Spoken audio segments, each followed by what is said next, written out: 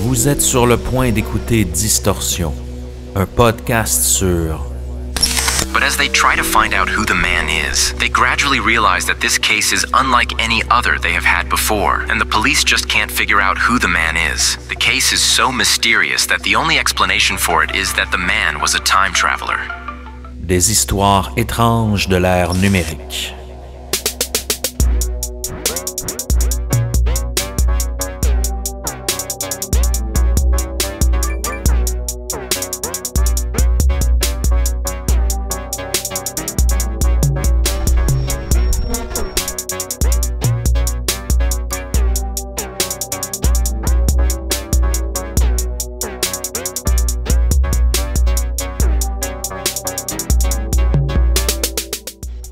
En 2009, sur une plage en Irlande, le corps d'un homme est aperçu échoué sur la plage rocheuse par un père et son fils qui s'entraînent pour un triathlon.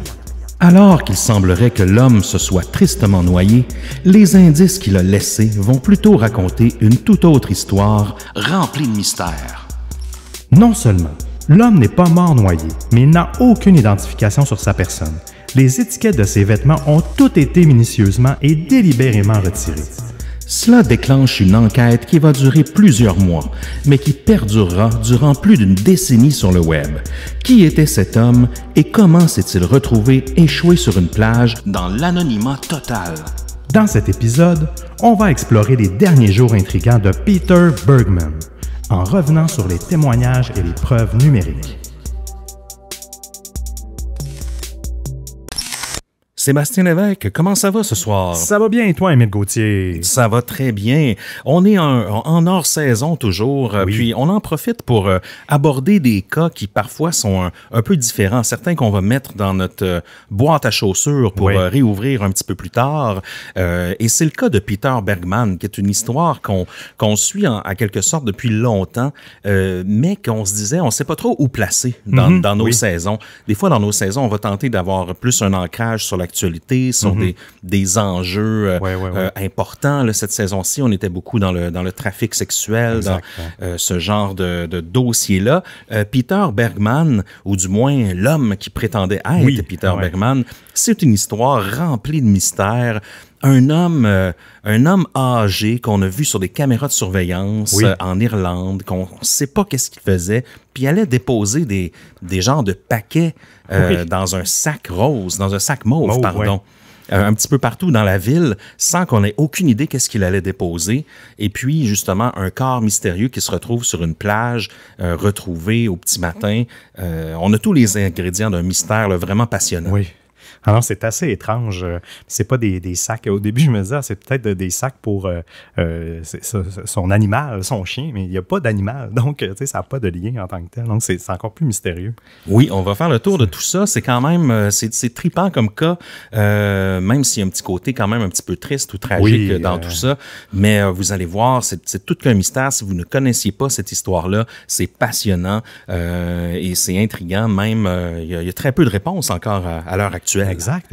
On reste toujours un peu dans le mystère. Puis toujours dans les drôles de disparitions et de corps retrouvés en after show, Seb, tu vas nous parler d'un cas quand même célèbre, celui de l'homme de Somerton. Donc c'est un after show qui va quand même avoir beaucoup de contenu là, pour nos abonnés Patreon. Ah oui, beaucoup de substance et c'est un cas qui est tellement fascinant. Quand je l'étudiais, j'avais beaucoup de what the fuck à chaque fois que je lisais de l'avancement dans l'enquête et c'est un cas qui date des années 40. Oui, exact. C'est pré-numérique. Oui, exact. Et que le numérique a, d'une certaine façon, peut-être aidé à résoudre ce cas-là.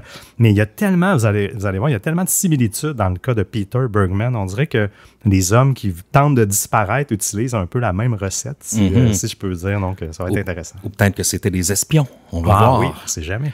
Oui, donc un doublé pour nos abonnés Patreon. On justement vous présente l'homme de Somerton qui a beaucoup de liens avec Peter Bergman. Et puis, bien sinon, écoute, qu'est-ce qu'on boit ce soir pour cet épisode empreint de mystère? Oui, on boit en fait, on fait un gros shout-out à Justine et Christine de Crème Glacée qui nous ont offert, les filles, des bonnes bières de la brasserie Île de Garde à Montréal, qui est située sur Beaubien.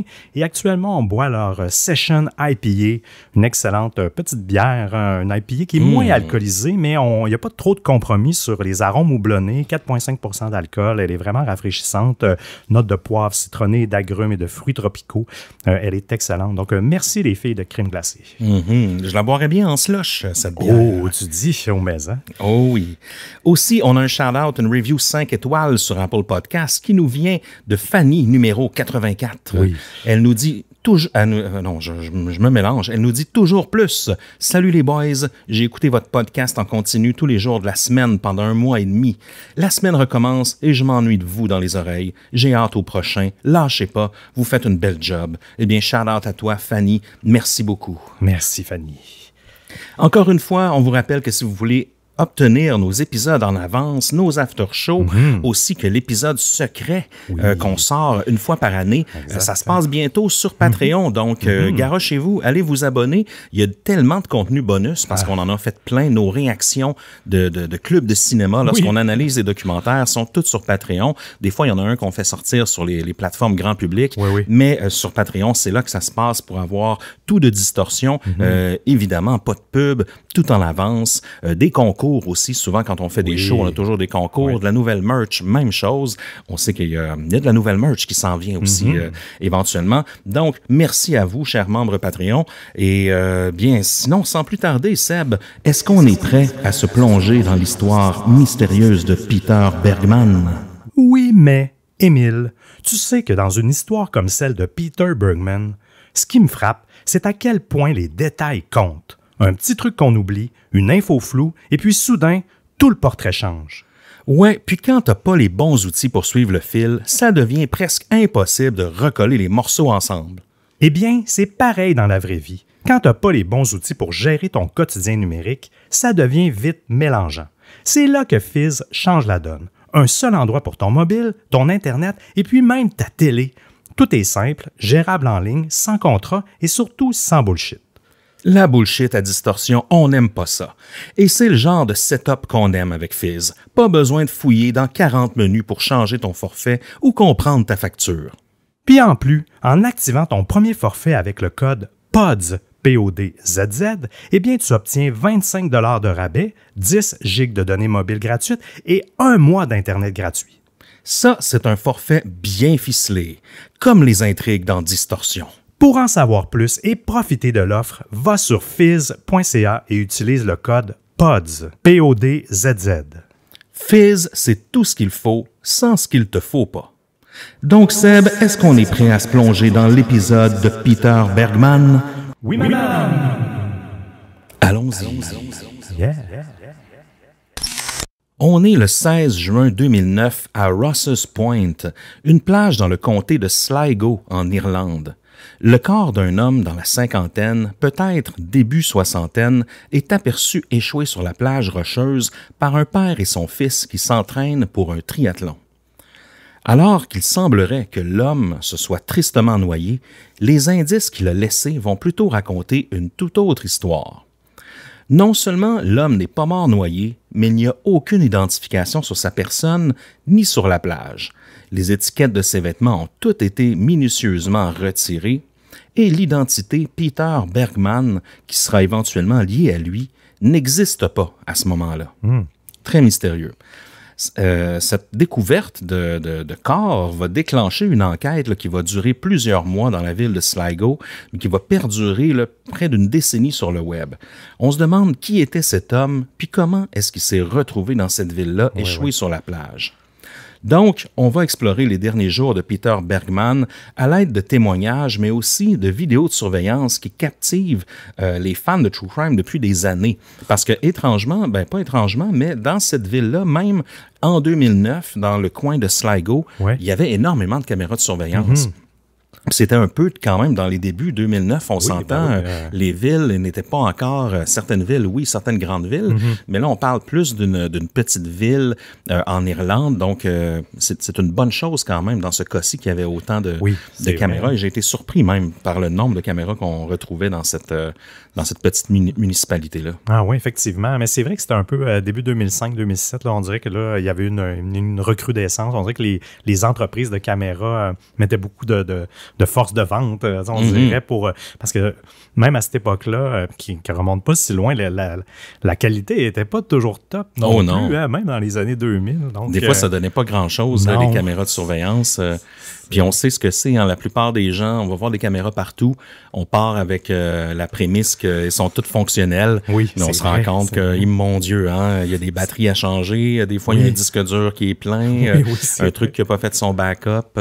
Souvent, dans les cas de crime, on dirait qu'il y a toujours en plus une bad luck qui fait en sorte que les caméras étaient désactivées ce jour-là. Ah oui, non, c'est vrai. Mais c'est ça, ça n'a jamais l'esprit dissuasif, mais ça aide tout de même là, à résoudre des crimes. Et là, on va se plonger dans la chronologie. Normalement, c'est ici qu'on ferait un retour en arrière sur la vie de Peter Bergman pour voir d'où il vient et ce qu'il a fait de sa vie avant d'aboutir sur la plage de Sligo. Mais on ne peut pas faire ce survol-là, Seb, parce que Peter Bergman n'existe pas. C'est-à-dire que le corps d'un homme a réellement été retrouvé, il a échoué sur la plage, mais Peter Bergman n'était pas son vrai nom. Du moins, c'est ce qu'on croit à ce stade-ci. On va continuer de l'appeler comme ça pour simplifier l'épisode, mais on va aussi vous expliquer dans quelles circonstances étranges ce nom a été lié à lui. Oui. Parce que s'il y a bien une chose certaine dans toute cette affaire, c'est que Peter Bergman ne voulait pas être identifié, vous allez voir. Quand l'on se fie à ses comportements puis à ses gestes dans les derniers jours, on constate que l'homme a tout fait soigneusement pour s'assurer de laisser le moins de traces possible. Puis c'est assez fascinant, vous allez voir. Mais grâce à des caméras de surveillance et quelques témoignages, le cas de Peter Bergman a eu l'effet contraire. Donc, on en a parlé plus, sans doute plus que lui en aurait voulu même. Oui, c'est clair. Même si son identité demeure inconnue, son histoire a captivé l'attention et a attiré beaucoup de regards. En essayant de tomber dans l'oubli, Bergman est plutôt devenu une sensation, voire une vedette du true crime. Oui. Commençons avec ce mardi 16 juin 2009, la découverte du corps sur la plage. On va revenir par la suite en arrière pour tenter d'expliquer ce qui l'a amené là.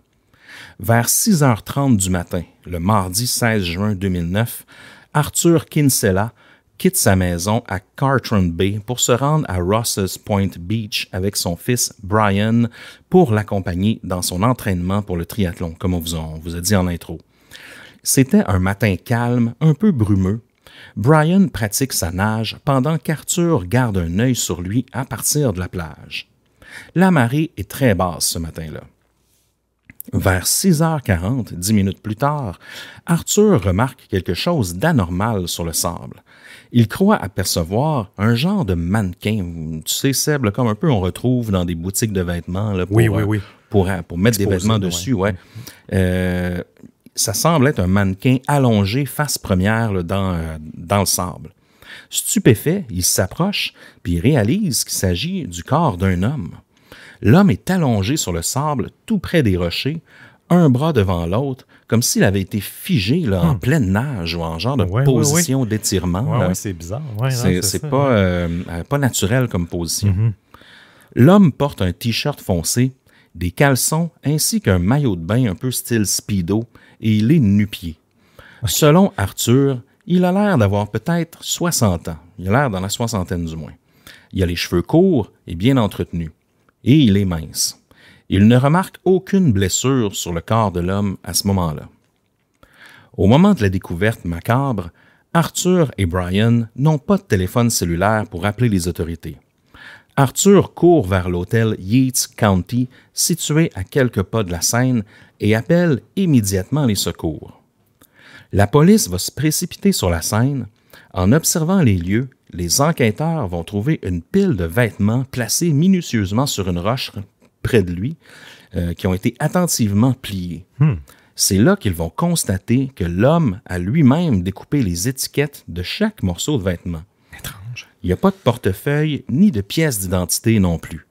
Je ne sais pas si tu as l'habitude, toi, Seb, de découper les étiquettes de tes vêtements. Jamais, non. Sauf si il y a certains. Si l'étiquette me gosse, comme on dit, le coup. Mais sinon, non, je n'ai jamais besoin de. Puis, j'identifie pas mon linge non plus. C'est quelque chose qu'on faisait à l'école ou des choses comme ça. Mais j'identifie pas mon linge. Donc, non, toi, tu fais ça? Non, pas du tout. Non, c'est ça. Mais j'essaie de comprendre pourquoi quelqu'un fait ça. J'imagine, comme tu dis, quelqu'un que l'étiquette quelqu'un qui est, je sais pas, très sensible au niveau de la peau, oui, oui. c'est peut-être que ça l'énerve, puis Ouais. il veut le couper, ou sinon, on y reviendra plus tard, mais effectivement, quelqu'un qui veut laisser le moins d'empreintes possible dans un cas où il veut pas être retrouvé, c'est sûr que couper les étiquettes, ça permet peut-être d'éliminer des endroits où les vêtements auraient été achetés. Ah là, oui, exact. Ouais, toi, ça, t'as raison. Ouais. Donc, mais en tout cas, je trouve ça drôle quand même, Oui, les étiquettes coupées, là, à moins qu'ils portaient des vêtements, je sais pas, usagés ou... Oui, effectivement. Ouais. Bonne question. Mais c'est quand même un détail que c'est important de retenir. Donc, il n'y a pas de portefeuille ni de pièce d'identité sur lui non plus, là. Donc, il est vraiment anonyme là, comme personne décédée, là. C'est quand même étrange. En plus, dans une position qui est vraiment pas naturelle. Non. Il y a quelques trucs dans ses poches. Il y a un peu d'argent, des mouchoirs, des pansements adhésifs, de l'aspirine. Il y a une montre dans sa poche et, étrangement, une petite barre de savon d'hôtel. Mais pas d'un hôtel proche, là, ni même d'aucun hôtel en Irlande ou en Irlande du Nord. On va apprendre plus tard que l'homme porterait normalement des lunettes aussi, mais qui n'ont pas été retrouvées sur la scène. OK. Peut-être qu'il voulait se laver dans l'eau. Écoute, peut-être, hein, c'est possible. Le corps sera ramené par les autorités afin d'être analysé. La police va faire un lien entre cet homme et le City Sligo Hotel, situé à environ 15 minutes de voiture de la plage. En vérifiant les registres, il semble avoir passé quelques jours à cet hôtel sous le nom de Peter Bergman. Donc, c'est là que ça vient. Il se serait enregistré à l'hôtel sous ce nom-là. Okay. L'hôtel d'où vient la barre de savon. La police commence donc son enquête à cet hôtel pour retracer chaque instant des derniers jours de Bergman dans la ville de Sligo. C'est quand même une mise en bouche intrigante. Ah, tu dis... c'est digne d'un film. Vraiment. Non, il y a tellement d'éléments, c'est assez incroyable. Et là, on va retourner un petit peu dans le temps. À l'aide des caméras de surveillance, les caméras CCTV, les autorités sont en mesure de trouver Peter Bergman pour une première fois le vendredi 12 juin 2009 vers 14h30 à Derry, ou Derry, en Irlande du Nord, au terminal d'autobus Ulster Bus. Malheureusement, on ne sait pas d'où il vient ni comment il est arrivé là. Et c'est à environ 2 heures de route de Sligo. Donc la police est incapable d'établir si Derry est vraiment le point de départ pour Bergman ou s'il est arrivé là en autobus ou même en avion. Il est soupçonné que l'homme n'a probablement pas été à Derry très longtemps, puisqu'il a seulement été observé sur des caméras de surveillance le vendredi. Il n'y a eu aucun témoin de sa présence avant cette journée-là. Ah ouais. Personne du nom de Peter Bergman n'a été sur un vol récent dans les 3 aéroports des environs. City of Derry Airport, le Belfast International Airport et le George Best Belfast City Airport. Mais en 2009, se rendre à Derry en Irlande du Nord à partir de l'Irlande ou même de l'Angleterre en traversier, eh bien, c'était pas trop compliqué, sans passeport ni papier. Alors, il a peut-être pris un bateau, puis un taxi ou un autobus. Là, j'allais dire, c'est l'époque post-2001, mais non 2009, mais c'est pas aux États-Unis, parce que c'est vrai que globalement, dans le monde, les règles s'étaient resserrées au niveau du transport, mais dans ce cas-ci, pas nécessairement. Puis c'est vrai que ça aurait pu aider d'avoir plus de traces sur ces déplacements. Oui, puis mais on comprend que pour se rendre là, faut prendre quand même une combinaison de transports en commun. Oui, tu as raison. C'est pas un vol direct ou autre. Non, exact, tu as raison. Sur les caméras à la station d'autobus, on observe que l'homme est bien habillé, avec une petite valise style sac à ordinateur en main et un sac en toile style tote bag sur l'épaule. On en vend là, sur notre boutique, là, des sacs tote bag pour faire des commissions. Ils sont mauves aussi, c'est drôle. Oui, quand tout est dans tout. Hein. Il a une apparence bien propre, pas totalement formelle, mais quand même un peu business. Comme s'il était habillé pour aller travailler dans un bureau. Et il ne flashe pas. Il est habillé avec une chemise pâle, un veston foncé, peut-être même une veste de cuir propre. Pas celle qui est un peu punk, là. Des pantalons foncés, des souliers propres. En fait, rien pour attirer vraiment l'attention. Ça a l'air d'un monsieur bien habillé. Là, il fait un monsieur de son âge, là, un peu. Là, oui, exact. Il prend l'autobus vers Sligo à 16h et il arrive vers 18h30. C'est là qu'on peut commencer à analyser un peu ses comportements. Bergman ne semble pas connaître la ville de Sligo puisqu'il embarque dans un taxi à partir de la station d'autobus afin de trouver un hôtel. Un drôle de geste puisque tous les hôtels majeurs sont au coin de la rue de la station ou même à quelques minutes de marche. Donc, c'est comme si vous voulez aller un petit peu plus loin. Oui, c'est ça. Il y avait peut-être un quartier en tête. Ah oui, effectivement, je n'avais pas pensé. Il demande au chauffeur de taxi de l'amener à n'importe quel hôtel pas cher, puisqu'il n'a pas fait de réservation. Le chauffeur de taxi a noté que le premier hôtel où il a amené Bergman était supposément plein. Mais on commence déjà ici avec une petite théorie. Bergman a peut-être été reviré de bord par la réception parce qu'il tentait d'utiliser une fausse identité ou même il n'avait peut-être pas de carte d'identité sur lui, du moins qu'il voulait montrer. Certains hôtels demandent absolument une forme d'identification, que ce soit via la carte de crédit ou toute autre façon si c'est payé comptant. Eh bien, c'est toutefois aussi un vendredi soir en plein juin, près d'une plage. Alors, les touristes, ils sont au rendez-vous. Là. Peut-être que c'était réellement plein, là, l'hôtel. Oui, parce qu'il semble pas... non, c'est ça se peut. Peut-être que, justement, vous allez voir, c'est quelqu'un de très minutieux, Peter Bergman. Peut-être que, justement, son but, c'était de trouver une hôtel qui allait pas poser trop de questions. Oui. Moi, les fois où on me demande toujours une carte de crédit au moins, mais une pièce d'identité, de mon côté à moi, c'est quand même rare que ça m'est arrivé là, de me faire demander des pièces d'identité à l'hôtel. Une fois que la carte de crédit est donnée, on dirait que, on peut se payer, on s'en fout t'es qui. Oui. Moi, j'ai remarqué quand même depuis 1 an et demi, 2 ans, il était, en tout cas, dans mon cas, il me demandait tout le temps les deux. Il fallait toujours jamais me mettre mon permis. Je demande, que je montre mon permis de conduire en plus de ma carte de crédit. Parce que j'ai l'impression qu'il y a plus de fraude qu'avant aussi par rapport à ça. Fait ils ont dû resserrer un petit peu les règles là-dessus, mais ça doit aussi dépendre de la politique interne de chaque hôtel, là, j'imagine. Là. J'ai hâte de voir s'il va laisser une carte de crédit au vrai hôtel où il va. Oui, effectivement. On y arrive. Il va donc revenir tout près de la station d'autobus de Sligo en taxi pour aboutir au Sligo City Hotel, qu'aujourd'hui s'appelle The Address Sligo.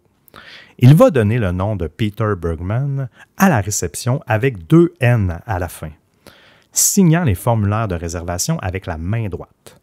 Comme on vous a indiqué plus tôt, il s'agit d'une fausse identité, selon les autorités. Il paye alors 65 € par nuit à l'avance pour 3 nuits. C'est drôle parce que Bergman, avec 2 N, on dirait que ça a un peu plus une connotation européenne. Là. Il y a un petit côté un peu allemand à ça, là, c'est vrai. Je trouve. Ah oui, ça doit être encore plus pour ajouter une confusion. En tout cas, pour mélanger. Parlons justement un peu du nom de famille de Bergman. C'est un nom d'origine germanique qui est assez commun en Allemagne et en Autriche, comme je vous disais d'instinct en fait, qui signifie « homme de la montagne ». Mais dans son usage moderne en allemand, Bergman désigne surtout un mineur, donc quelqu'un qui travaille sous terre, là, dans une mine ou dans l'obscurité. Donc on peut se questionner un peu, est-ce que, vu que c'est un faux nom, est-ce qu'il y aurait un sous-entendu derrière ou un deuxième degré à ce nom-là qui est emprunté. Donc, certains internautes, ils voient peut-être un indice sur ses origines. Est-ce que c'est un nom qui est significatif pour lui? Est-ce qu'il a choisi ce nom pour expliquer ses gestes? Ou encore, est-ce que c'est un nom tellement commun là, comme John Smith qui a choisi de l'utiliser pour passer un peu inaperçu ou même envoyer des fausses pistes?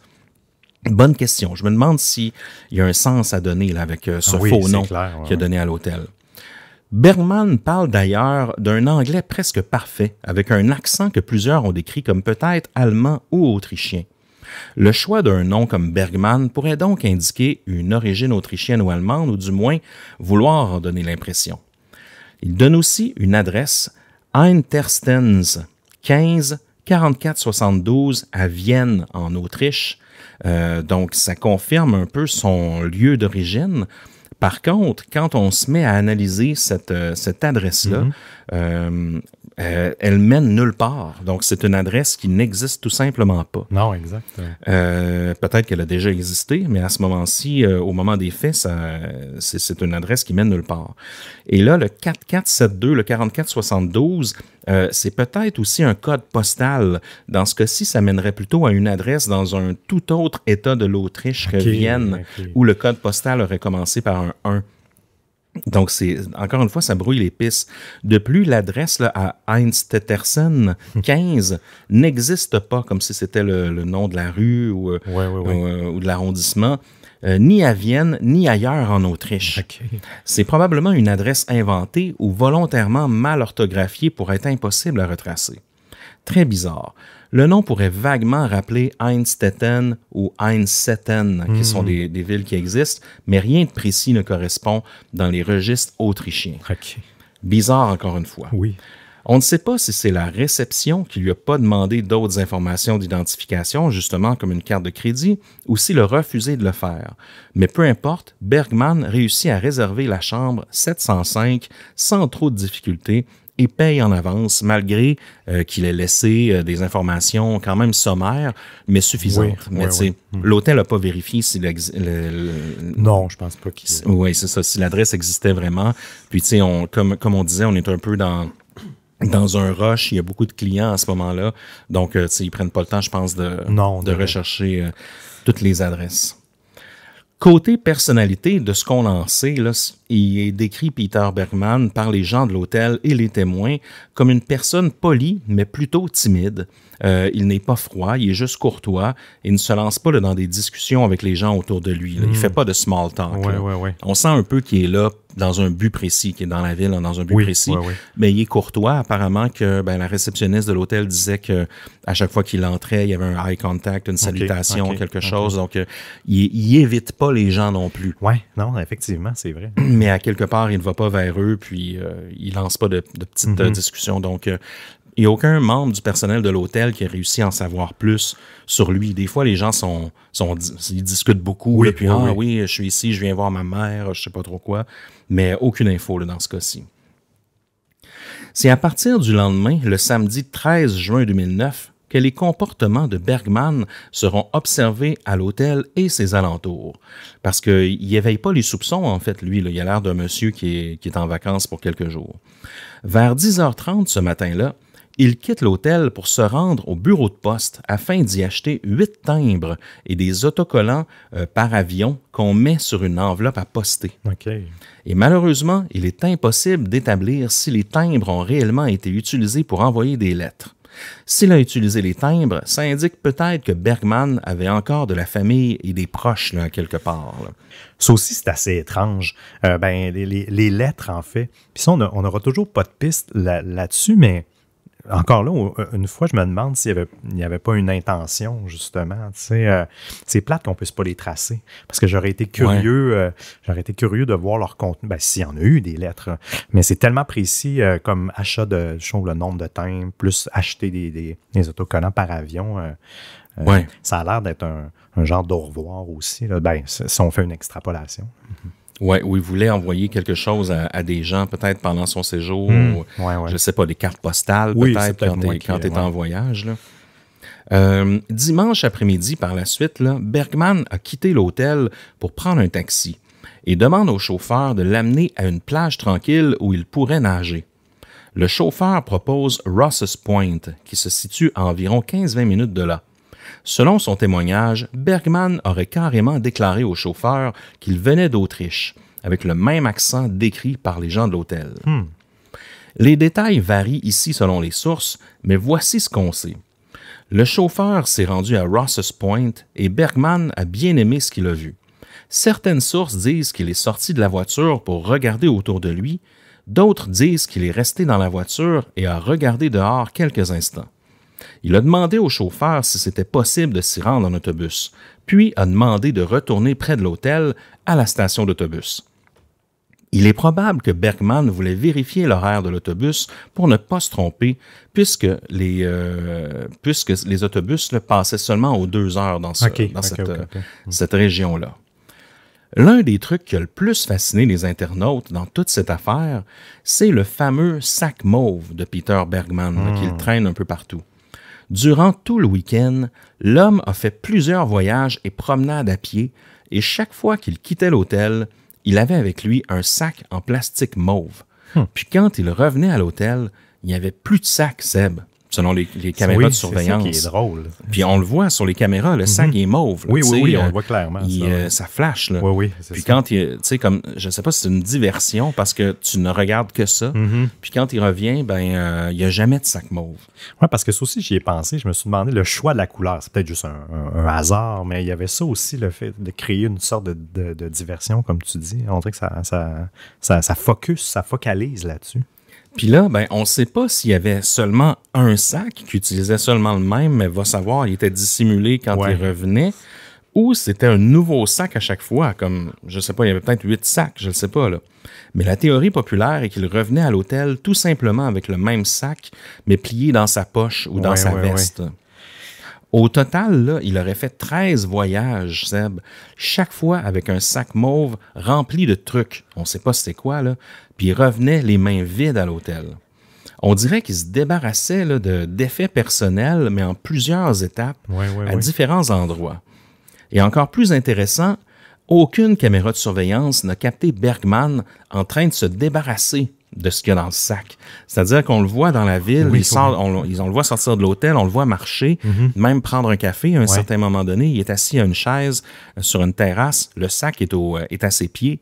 Et quand il rentre à l'hôtel, il n'y a plus de sac. Mais on ne voit jamais déposer le sac définitivement. On ne sait pas s'il va le mettre dans une boîte à ordures ou s'il va la porter à quelqu'un à une adresse précise. Ça, on ne le voit jamais. C'est vraiment étrange, mystérieux. Donc, c'est comme s'il était conscient qu'il était filmé presque tout le long de sa journée, mais que avec minutie, il savait exactement là où il fallait qu'il aille pour pas se faire voir par les caméras de surveillance. C'est fou, hein? Comme s'il avait pris des chemins vraiment précis pour éviter de se faire suivre. C'est particulier. Donc, il a fait 13 voyages avec ce sac-là. Sinon, il a été vu sur les caméras de l'hôtel et dans les environs, parfois en train de fumer, mais toujours seul. Il a aussi été aperçu en train de lire attentivement dans un petit cahier de notes, qui va revenir plus tard dans cette histoire.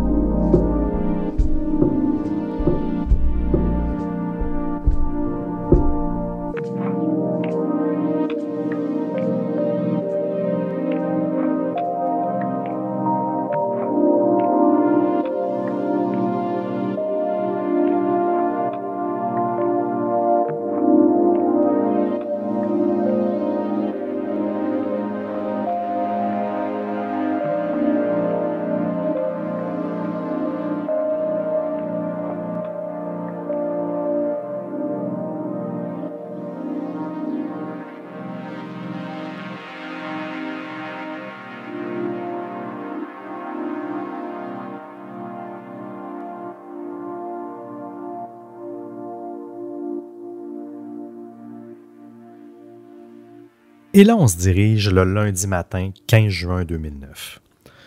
Peter va se rendre à la réception et demander un late check-out. Souvent, là, vous le savez, là, les hôtels ont des heures précises auxquelles il faut quitter la chambre, mais on peut demander à repousser légèrement son départ au début de l'après-midi. C'est ce qu'il a fait.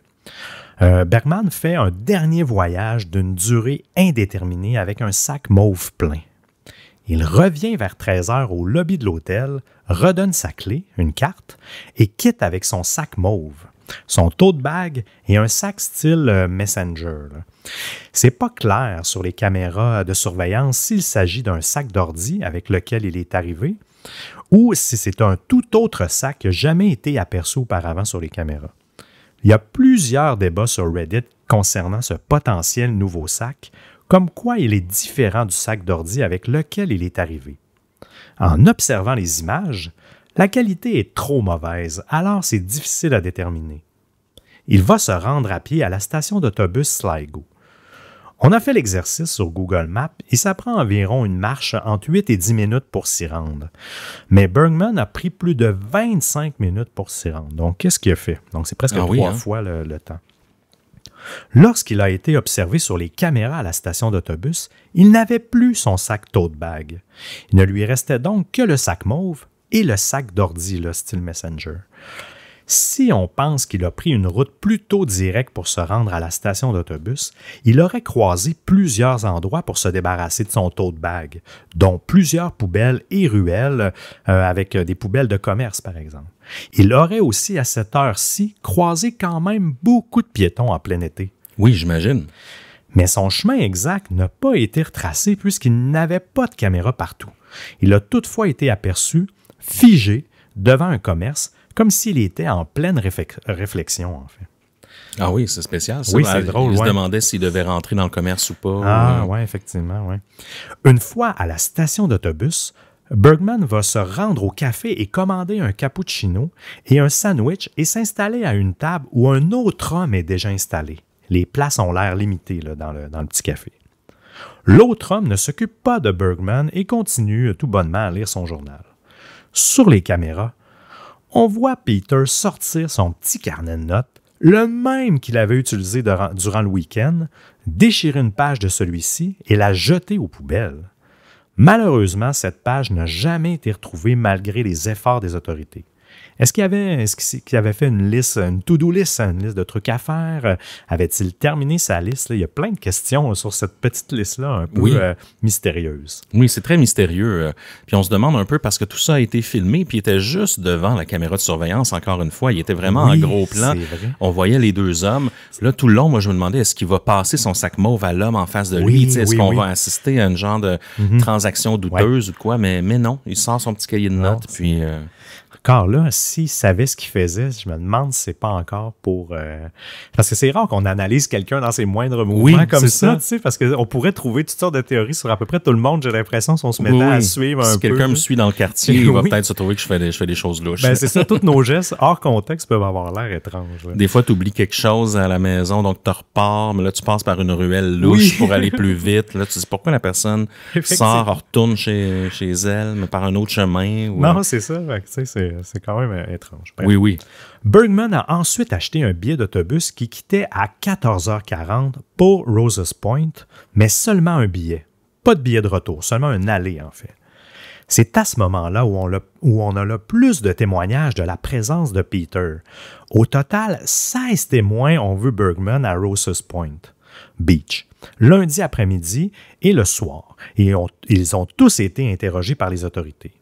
Selon les témoins, il avait ses 2 sacs. Il était habillé propre, peut-être même trop là, pour la plage, parce que c'est pas trop confortable. Oui, il était habillé vraiment un peu comme chemise, veston, pantalon propre. Là, Peter Bergman, il me semble que je l'avais vu porter un chapeau à un certain moment donné. Oui, exact. Donc, il a l'air un peu...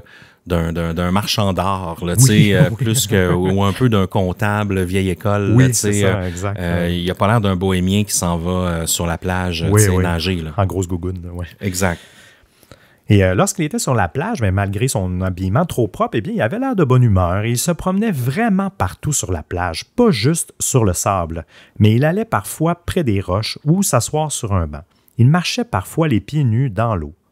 Selon ses témoins, il n'avait pas du tout l'air de se cacher ou même d'éviter le regard des gens. Il était même souriant. Il a été aperçu à 22h30, encore sur la plage, par Kevin Dufficy et sa copine, soit 8 heures après son arrivée. Kevin a décrit Bergman comme ceci. Environ 5 pieds 10, cheveux gris courts entretenus, veste en cuir propre, vêtements foncés et des lunettes aux bordures noires, les fameuses lunettes là, qu'on n'a jamais retrouvées. Il se rappelle même avoir salué l'homme qui lui a répondu d'un hochement de tête poli. On ne peut pas confirmer que Kevin et sa copine ont été les dernières personnes à voir Peter Bergman vivant, mais leur témoignage est certainement l'un des plus rapprochés de sa mort. Le lendemain, le corps a été retrouvé, échoué sur la plage, mais ses sacs n'ont jamais été retrouvés, eux. Ouais, ça, c'est spécial parce que c'est comme si cette dernière journée-là, ça lui dérangeait pas d'entrer en contact avec les gens, d'être vu par plusieurs témoins. On dirait qu'il y avait complètement une autre attitude sur cette plage-là. Oui, pas un laisser-aller, mais un lâcher-prise. Une sorte de lâcher-prise que j'avais l'impression. C'est vrai. Je vais parler un peu de l'autopsie, Seb, parce qu'on se demande tous quelle est la cause de la mort de Peter Bergman. Comment il s'est retrouvé là, échoué sur cette plage-là. Donc, elle a été pratiquée tout de même assez tôt après la découverte, donc le 17 juin 2009, à l'hôpital universitaire de Sligo par le pathologiste Clive Kilgallen. Les résultats sont étranges. Le corps ne présente aucun signe de noyade, de violence ou de traumatisme externe, ce qui exclut l'hypothèse d'un crime ou même d'un accident physique, là, comme par exemple se noyer ou se cogner la tête. Oui, c'est ça, tu peux faire une mauvaise chute. Exactement. Donc, ce ne serait pas ça selon l'autopsie.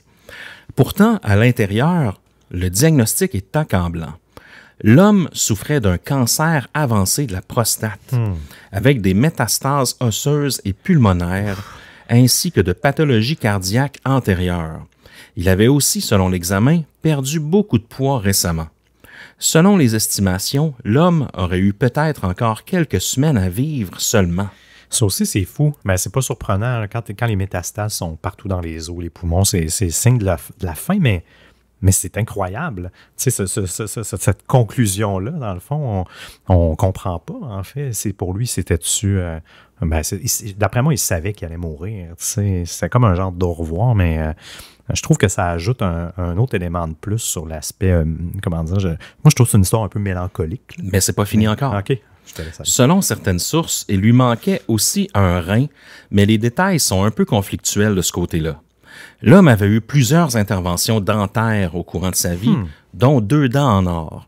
C'est pertinent car on sait que les dossiers dentaires sont souvent utilisés là, pour identifier des personnes. Oui. Mais encore une fois, malgré la dent en or, malgré 2 dents en or, ce qui est quand même spécial, ça réduit quand même les options de recherche, mais ça n'a mené à rien. Donc, on n'a pas retrouvé de dentiste ou en lien avec ça, ou le dossier dentaire n'a pas été reconnu avec ce qu'il y avait dans les banques de données. Donc, c'est vraiment spécial. Ce qui choque aussi les enquêteurs, c'est l'absence totale de médicaments dans son système. Parce que, étant donné son état critique, on pourrait retrouver des antidouleurs, des médicaments pour son traitement et autres. Là. Donc, c'est quand même... C'est bizarre un peu. C'est comme s'il y avait absolument rien dans son sang.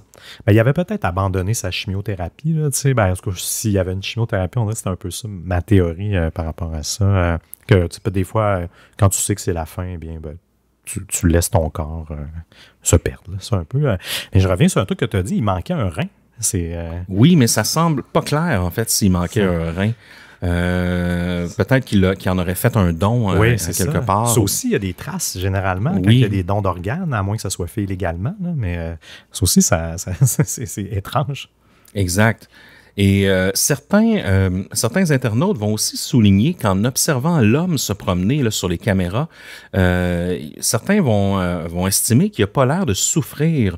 En tout cas, il laisse pas paraître du tout qu'il souffre. Tu sais, je veux dire, il s'arrête pas pour tousser pendant plusieurs minutes. Non, c'est ça. Il reprend pas son souffle à chaque 4 pas. Il marche pas d'une manière particulière où il serait blessé quelque part. Donc, selon sa démarche ne lève pas de drapeau rouge sur son état de santé, on dirait. Ses vêtements aussi ont été analysés, puis malgré l'absence d'étiquette, il a été déterminé que la plupart venaient de la marque C&A. Il s'agit d'une chaîne internationale de prêt-à-porter fondée aux Pays-Bas, avec des sièges sociaux en Belgique et en Allemagne. L'entreprise possède un vaste réseau de 1575 magasins répartis dans 21 pays européens, ainsi qu'une présence en Asie et en Amérique, là, notamment au Brésil et au Mexique. C'est donc beaucoup trop vaste là, comme réseau de distribution pour réussir à croiser des données avec Peter Bergman, par exemple. Ça, mais bon, je salue l'effort parce qu'il y a des cas, par exemple, où les victimes ou les suspects ont des vêtements là, provenant de plus petites marques ou boutiques, puis parfois c'est possible d'arriver à retracer même la transaction de cette vente-là d'un manteau bleu de taille XL ou autre cette journée-là, et des fois, ça va même nous amener à des images de surveillance de la boutique ou des environs. Donc, ça peut être super pertinent de regarder les marques de vêtements. Mais dans ce cas-ci, c'est trop vaste là, pour pouvoir croiser des données avec cette marque-là qui est distribuée dans 1500 boutiques. L'autopsie va également révéler la cause du décès de l'homme, c'est-à-dire un arrêt cardiaque. Donc, aucune trace de noyade. C'est spécial. Donc, ça serait pas... Oui, un arrêt cardiaque peut être causé par le cancer, mais généralement, les gens qui ont le cancer vont pas mourir... ça dépend. Ça dépend toujours. C'est du cas par cas. Mais souvent, il y a une certaine forme de dégénération. Oui, exact. C'est pas instantané. Lui, il semblait quand même en forme la veille. Là, donc, l'arrêt cardiaque fait sens, dans le sens que c'est subi comme ça, une mort un peu subite, je présume. Mais c'est ça semble... C'est pas clair si c'est en lien avec le cancer puis les troubles. Non, c'est ça, exact. Est-ce qu'il voulait vraiment mourir? Il y a ça aussi, là, vu que c'est un arrêt cardiaque qui est comme soudain. Là. Exact. Tout ça va évidemment lancer une enquête policière. Mais on vous avertit tout de suite, vous avez déjà pas mal tout entendu les détails de celle-ci. L'enquête policière a révélé les déplacements de l'homme et la cause de son décès, mais ça s'arrête pas mal là, malgré des mois d'enquête. L'homme en question n'est pas considéré comme quelqu'un de disparu, puisque sa disparition, n'a jamais été signalée par un proche. Exact. Donc, la police a commencé avec ce qu'elle avait sous la main, le nom de Peter Bergman, mais a rapidement constaté que c'était un nom fictif, même chose avec l'adresse fictive. Il est absent des bases de données nationales et internationales, aucun dossier dentaire n'a été trouvé, il ne correspond à aucun passeport, aucune pièce d'identité, et même sa description générale ne correspond pas à une personne disparue. C'est fou, hein? Ouais. La police va tenter d'obtenir de l'aide d'Interpol, mais Interpol ne va pas pouvoir émettre un avis à propos de l'homme retrouvé puisqu'il n'est pas considéré.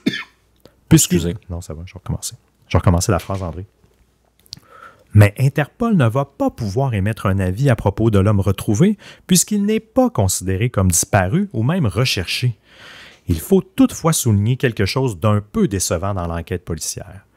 Selon le journal Le Monde, les autorités autrichiennes n'auraient jamais été contactées par la police irlandaise à propos de cette mystérieuse personne sans identité. Ça, j'avoue que c'est ordinaire, honnêtement. Là. Pourtant, ils ont mis quand même des efforts. Ça n'aurait pas été si long.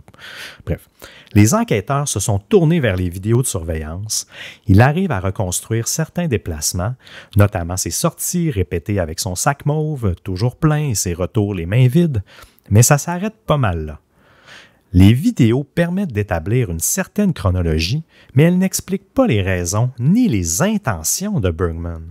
Malgré la coopération du public et la médiatisation de l'affaire, aucune piste ne permet de mettre un nom réel sur l'homme. En 2013, la police irlandaise publie même des images de reconstitution dans l'espoir que quelqu'un, quelque part, le reconnaisse. Mais personne ne se manifeste. Ah oui, c'est rare, ça, pourtant. Oui, tu as raison. Hein. D'habitude, il y a tout le temps quelqu'un qui... C'est tellement étrange. Puis, juste par sa personnalité, j'ai pas l'impression que c'était quelqu'un qui était tant solitaire que ça dans la vie, malgré tout, mais on ne sait jamais. Hein. Il n'y a peut-être plus de famille, plus rien. Donc, à ce jour, aucun membre de sa famille ou proche de l'homme ne s'est manifesté. Peter Bergman a été enterré dans le cimetière de Sligo en septembre 2009 avec une tombe anonyme. Oui, ça, c'est hallucinant parce que, tu sais, si... c'est clair qu'il connaissait des gens. Tu sais, il a acheté des timbres potentiellement pour envoyer des cartes. Il a disposé de de plusieurs sacs ou de plusieurs effets personnels pendant son séjour à Sligo. Fait que, est-ce qu'il allait détruire ces choses-là? Est-ce qu'il allait les jeter ou il allait les porter à des gens? Moi, j'ai l'impression qu'il allait peut-être le porter à des gens. Sinon, pourquoi se rendre dans cette ville-là spécifiquement si c'est pour te débarrasser de certains trucs? Oui, non, c'est clair. Ou aller les poster par avion. On dirait que c'est là que j'ai comme de cliquer qu'il y avait des petits trucs par avion. Puis je me suis demandé, est-ce qu'il amenait des choses? Il allait dans un bureau de poste, il shippait à quelqu'un quelque part par avion. Oui. Là, il y a ça aussi que je viens comme d'allumer. Mais dans les bureaux de poste, c'est des caméras, en même temps. Hein, oui, t'as raison. Puis il aurait fouillé. Donc, on dirait que c'est clair qu'il y a des gens à Sligo qui savent c'est qui. Selon moi, c'est clair qu'il y avait des proches là, il y avait des gens qui ont reçu des effets personnels. J'ai de la misère à croire que, donc il semblerait avoir un filet de secret autour de lui, parce que ça a dû vraiment ébranler. Si nous, on en parle du fin fond du Québec, alors que c'est sûr que dans le village, ça devait se parler beaucoup là, quand ils ont retrouvé l'homme. Selon moi, en un claquement de doigts, on pourrait retrouver c'est qui, là, parce qu'il était là pour faire... il n'a pas forcément contacté des gens, mais il était là pour faire des choses précises. Il y avait un objectif là, dans son voyage. Oui, exact. Ah oui, ça avait l'air. Même les sacs mauves, je suis surpris que personne dans la ville, malgré la médiatisation, j'ose croire qu'ils en ont parlé, personne n'en a vu ou croisé, même dans des poubelles ou quoi que ce soit. Il aurait pu avoir ça aussi. Exact. Quelqu'un qui tombe dessus, puis mais non, rien. Puis ils ont fouillé, les policiers, on l'a moins mentionné, là, peut-être, là, mais ils ont fouillé dans à peu près toutes les poubelles de la ville. Ils sont même allés à la décharge pour fouiller s'ils ne trouvaient pas des sacs mauves ou des vêtements ou des choses qui pourraient appartenir. Puis il n'y avait rien. Oui, exactement. Ils n'ont rien trouvé. Incroyable. Non, ils ont quand même fait un bon boulot de terrain. Là. Je suis surpris qu'ils n'aient pas contacté les gens en Autriche, par contre, parce que j'ai l'impression que la solution est peut-être là. Quoique, encore une fois, peut-être qu'il a complètement envoyé un faux signal de ce côté-là aussi. Hein. Il a brouillé les pistes. Donc, ça amène plusieurs théories, Seb. Peter Bergman, il fascine les internautes depuis longtemps. Les amateurs de true crime, c'est une histoire qui est quand même reconnue dans le milieu. Il n'y a pas son propre sous-Reddit, là, comme d'autres cas un peu plus médiatisés, mais on le retrouve souvent dans, par exemple, Unresolved Mysteries ou True Crime Discussion, où c'est toujours un cas qui fascine beaucoup les gens.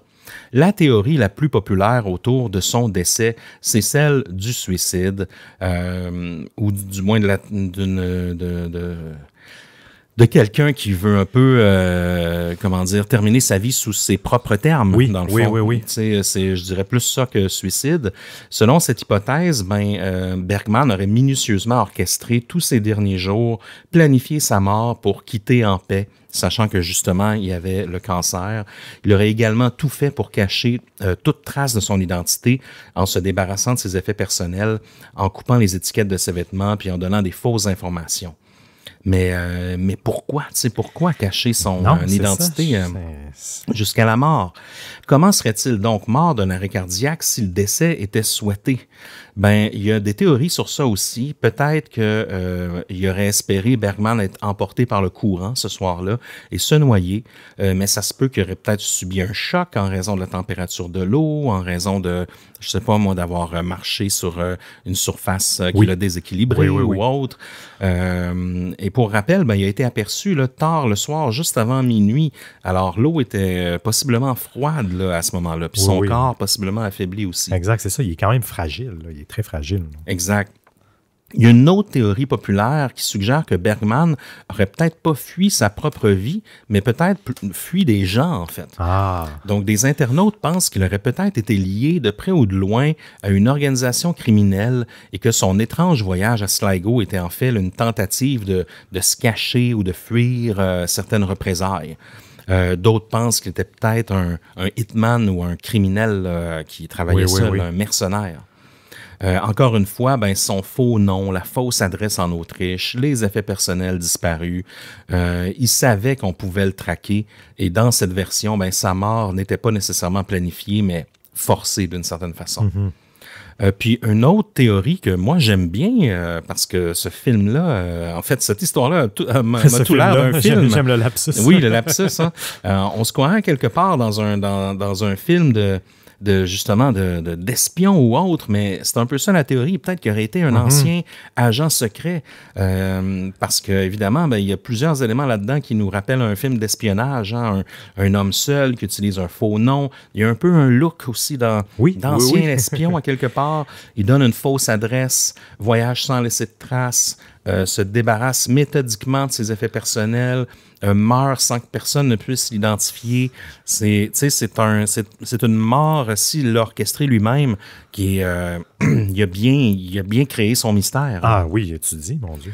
On voit qu'il y avait des techniques. Est-ce que quelqu'un qui ne souhaite pas être retrouvé ou qui a quelque chose à se cacher, on parle d'un criminel ou d'un espion, quelqu'un qui n'a rien de tout ça, est-ce qu'il se donnerait autant de mal, t'sais? Ben, c'est ça que j'arrive pas à... J'ai l'impression que non, tu sais. Parce que c'est pas un crime en soi. Jusqu'à date, il n'est pas coupable de rien de ce qu'on a vu. Qu'est-ce que ça aurait fait si on l'aurait vu disposer de son sac mauve derrière un commerce ou cogner une porte puis le donner? Est-ce que ça aurait révélé une conspiration? Est-ce que... Oui. Tu sais, donc on dirait que je déteste pas cette théorie-là. C'est rare que je croie aux théories des espions. Mais dans ce cas-ci, je trouve qu'il y a tellement d'efforts mis à camoufler les mouvements, camoufler les objets, camoufler les origines, que j'ai l'impression que ça se pourrait, tu sais, dans le sens que il y en a eu des espions dans l'histoire de l'humanité. Là. Ah ben oui, exact. Mais je repense à ça aussi, c'est il n'y avait pas tant de bagages non plus avec lui au total. Puis dans les 13 voyages, tu sais, je veux dire, qu'est-ce qu'il y avait dans les... On se le questionne, mais c'est le fait que ses bagages non plus n'étaient pas énormes. Il n'a pas transporté toute sa vie, ben peut-être aussi, là, mais il y a ça aussi qui m'intriguait, tu sais, de où est-ce qu'il vient, puis pourquoi avoir choisi cette ville-là aussi. Là, c'est vraiment étrange, mais tu sais, être espion, tu sais, tu peux... Ouais, j'ai l'impression vraiment qu'il doit y avoir des gens qui comme tu dis, tu sais, qu'est-ce qui fait que tu veux vraiment disparaître, à moins d'être en conflit ou... Parce que ça me fait penser un peu aux évaporés. Oui, c'est un peu un évaporé. C'est ça, là, les gens qui choisissent de quitter tout puis d'aller mourir seul ou de changer de vie complètement. Ben oui, il y en a qui prétendent que peut-être que s'il était un agent secret, il aurait tenté de quitter sa vie dans le secret aussi, d'une certaine façon. J'avoue, effectivement.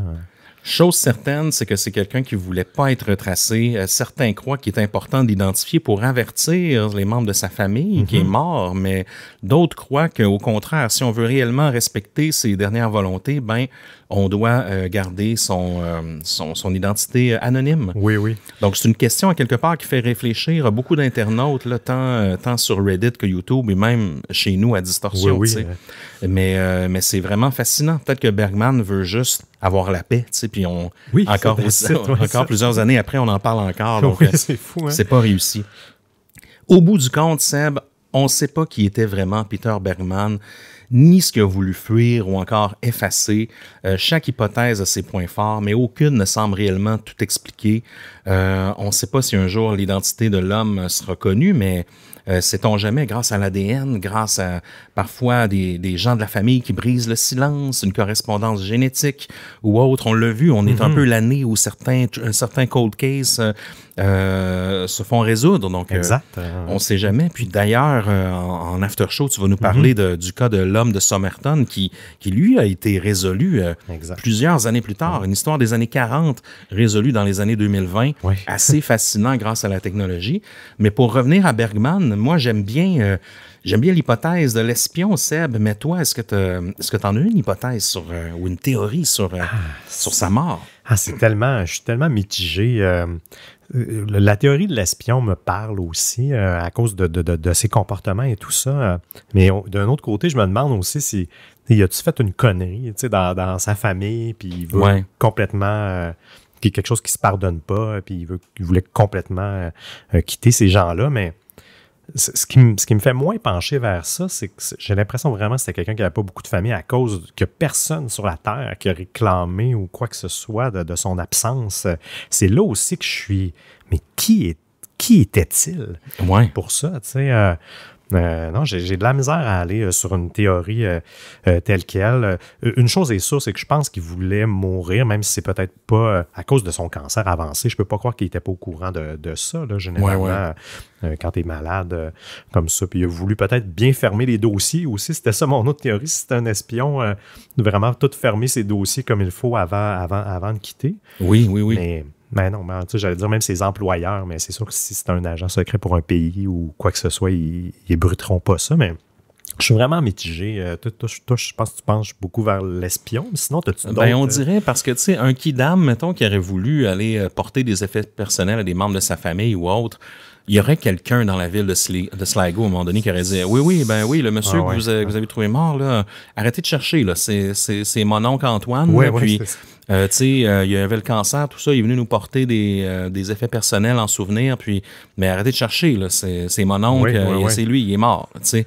Mais là, on dirait qu'il y a forcément d'autres gens qui gardent le silence dans la ville de Sligo. Oui, ça, c'est sûr que oui. Parce que c'est ça, je te dis, je peux appeler ça une transaction. La transaction des sacs mauves, c'est à moins vraiment qu'il ait jeté ça quelque part de plus difficile à trouver. C'est sûr, comme tu dis, qu'il y a quelqu'un qui peut-être qui a été le récipiendaire de tout ça. Donc, c'est drôle quand même de finir tes jours, de vouloir finir tes jours, dans le cas d'un suicide, dans une ville où tu n'es jamais allé.